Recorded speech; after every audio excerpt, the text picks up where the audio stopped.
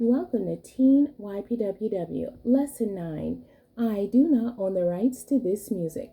The topic is The World is Ever Changing, but God Remains the Same, Part 4. The lesson text is coming out of 1 Samuel chapter 3 and 4, Hebrews chapter 10 verses 22 through 24, 1 Corinthians chapter 10 verses 12 through 14. The memory verse. I will read the King James Version first and then the New International Version of Malachi chapter 3 verse 6. For I am the Lord, I change not. Therefore, ye sons of Jacob are not consumed. The New International Version. I, the Lord, do not change, so you, the descendants of Jacob, are not destroyed. The key for today's lesson. The principles of God remain the same. The focus for today's lesson. Students will learn strategies for successful living. This week we will continue our discussion about the ever-changing world and the consistency of God. In this lesson, we study a timeline of Samuel's life when he matured and grew into young adulthood. We will review a few of the major challenges he faced and how God continually directed his life. After the death of Eli, Samuel was promoted to be the new priest and prophet of Israel. This transition of Samuel's ministry to the priesthood brought great joy in the land because he was beloved by the nation of Israel. As Eli's assistant, he established a stellar reputation among the people of his country. Our preceding lessons have discussed Samuel's world, which went through metamorphic changes all around him. Since the days of his infancy to the acceptance of his destined call, so much changed around this great man of God. Change of residency, avoiding the behaviors of Hophni and Phinehas, and now the death of Eli. Through the vicissitudes of his life, the ups and downs of his life, the presence of God remained in his life. Through it, all God sustained Samuel and helped him to become a successful leader. Last week, we briefly discussed Samuel's first conversation with God. During this conversation, God tells Samuel a phenomenal prophetic word that was overwhelming.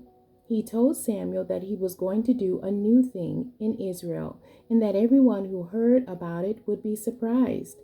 God also told Samuel that he had advised Eli to correct the sinful lifestyle of his sons, Hophni and Phinehas, for many years, but he did not.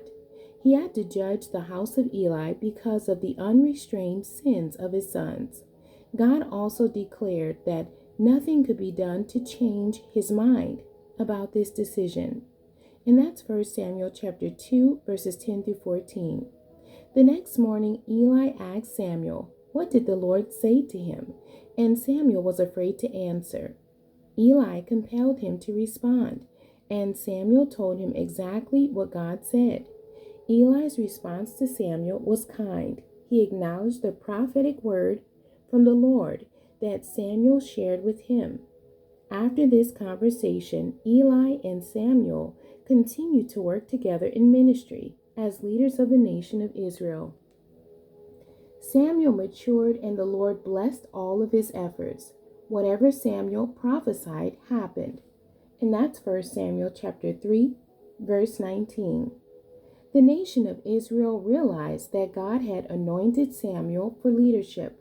One day, Israel went out to war to fight the Philistines, and they were defeated. To assist their efforts for their second attack against the Philistines, they brought the Ark of the Covenant with them to the place of war. Although this was a tremendous effort, once again they were defeated by the Philistines. Eli's sons Hophni and Phinehas were killed in this second battle, and the Philistines stole the Ark of the Covenant. When Eli heard this report, he fell backward off his seat, his neck breaks, and he died. The death of the prophet Eli and his sons was a huge event for the nation of Israel. This ear-tingling event set the stage to the new thing that God told Samuel that he was going to do. More amazing events happened after the death of Eli. The Ark of the Covenant is returned to Israel, and Samuel began his new position to be the priest of Israel. He also served as Israel's prophet, intercessor, judge, restorer of theocracy, and founder of the monarchy. Samuel was a gentle and righteous man.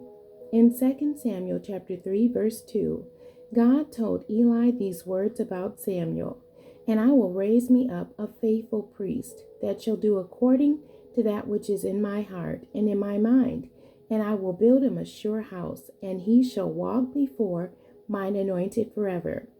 Wow, what a wonderful approval rating from God.